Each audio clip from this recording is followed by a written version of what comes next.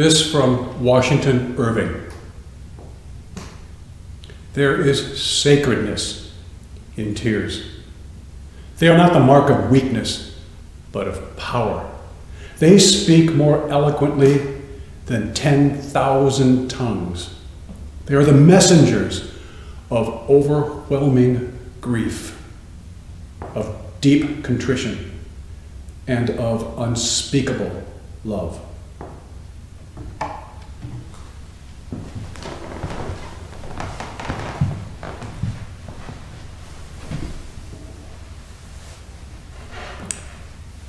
I have never been one to comprehend large numbers.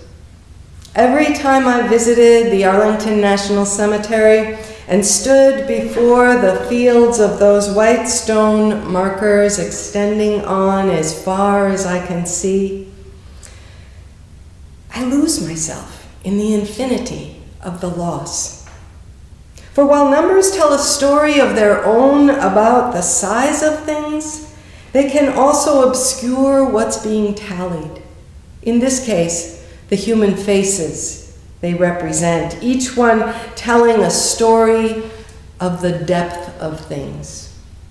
So it is fitting in this Memorial Day service that we began by hearing from one soldier who returned home to tell the story of battles fought far away and those fought still today in the minefields of the traumatized human heart. Thank you, Michael, for your reflection and for shaping this service with me.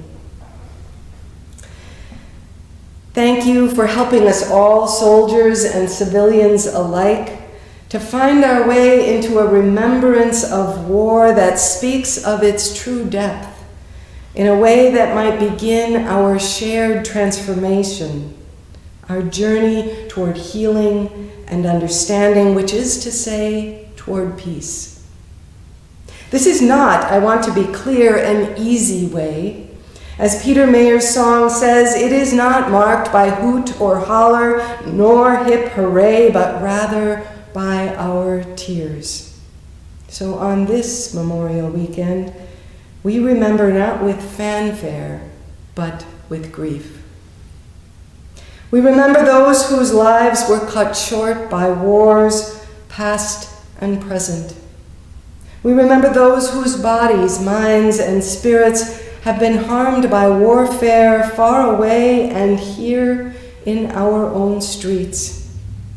We remember the trail of sorrow that lingers long after the ticker tape victory parades have gone by. As we remember, unfortunately, it requires no memory at all to know the terror and suffering spreading right now through the Middle East and Afghanistan and many more places in the grip of war today. Nor do we need historians to make us aware of those still falling under continual racial violence, casting a warlike shadow across the United States today. We are collectively and individually carrying the grief of many losses, friends, of those conflicts named as war and those cloaked under other guises, of racism, of immigrants denied their flight for life, of mass shootings.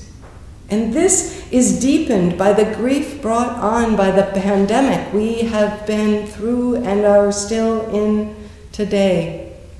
We cannot avoid or deny the tide of grief in our hearts. The question is, what will we do with it? Will we try to hold it at bay, masking our faces from ourselves and others? Or will we let our tears come? Share our grief with one another, come back into our bodies, which is how and where we remember that we are all interrelated, that human suffering cannot be privatized, and that our healing too is not solitary, but something we take on together, learning to see and know and acknowledge our shared humanity. Perhaps you saw it too. That moment in the Derek Chauvin trial when the witness, Charles McMillan, watched again the video of George Floyd's arrest and watched himself, Charles McMillan, pleading with George Floyd in that moment to cooperate. Then, on the stand, on the witness stand, reliving the terror and the trauma of that moment on the front lines of America's uncivil war of racism, Mr. McMillan broke down in tears. Not a silent trickle running down his cheek, but the sobbing of a tide held back too long, of a lifetime as a black man in America, navigating the dehumanization of racism and the violence that keeps racism here with us today. Millions of us watched him cry. Around the world, as millions had seen George Floyd's death almost 1 year earlier. Friends, if this past year can be named as a season, we might aptly name it as a season of collective grief. Let us ask ourselves on this Memorial Weekend, what will we do with our grief? Are we brave and bold enough to let it in and let it out? To feel it, to share it, and let it lead us to our healing? As anyone who has experienced deep grief knows, it has the power to shift us off-center, to dislodge us from our sense of self in a frighteningly disorienting way, to shroud our eyes and obstruct our ears, stealing our orientation and our balance. No wonder we try to hold it back. No wonder we shield our hearts from its terrible touch. But that disorientation, that loss of balance is exactly what we need to heal, to discover who we really are and how we belong to one another in our grief and also in our joyous journey to a lasting peace within and also among us. The poet Mary Oliver wrote, "I tell you this to break your heart, by which I mean only that it break open and never close again to the rest of the world." Last month, on the cold, gray April day when the jury in the Derek Chauvin trial began its deliberations, I made my way to the George Floyd Memorial Square to pay tribute to that sacred ground where Mr. Floyd was murdered. Afterwards, driving home, I stopped a few blocks away at a small urban field where just 2 weeks after George Floyd died, 2 artists created the Say Their Names Cemetery. There, in 7 rows of white plastic grave markers, they memorialize over 100 Black and Indigenous people and people of color who have been killed by police. On the small grassy incline at the back of the field, large white letters staked in the grass declare, "Say their names." So I did that April day. I walked slowly up and down each row, saying the names of those 100 fallen people out loud. Tears washed my eyes, the wind cleared my ears, a few unseasonably late snowflakes blew around me as if the sky were crying too, and as I returned to the beginning, to the front of the cemetery, where George Floyd's marker stands front and center, I discovered I was not alone. A white man in full army uniform stood tall and straight and greeted me. I flinched at his military presence. I will admit that now. And then I heard his story.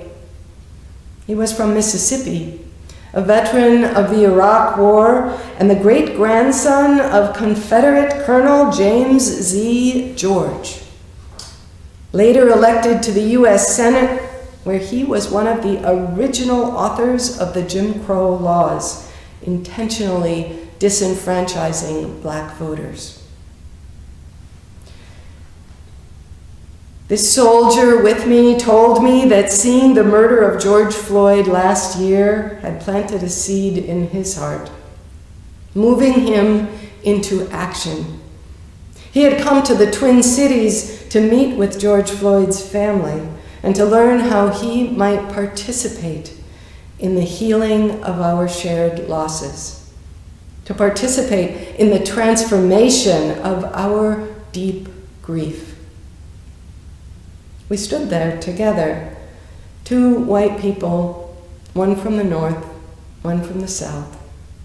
One soldier, one civilian, in the cold and weary stillness, surrounded by the silent markers engraved with too many names, each a life cut short by the war that rages on each day.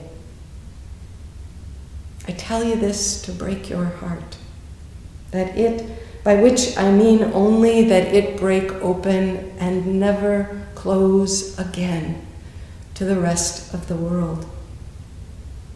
What will you do with your grief? How will you make time and room in your life to let grief dislodge you from where you have been before?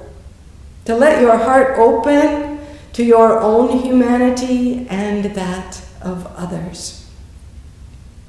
We close today by lighting two more candles. One candle for awareness and transformation, and one for understanding and peace.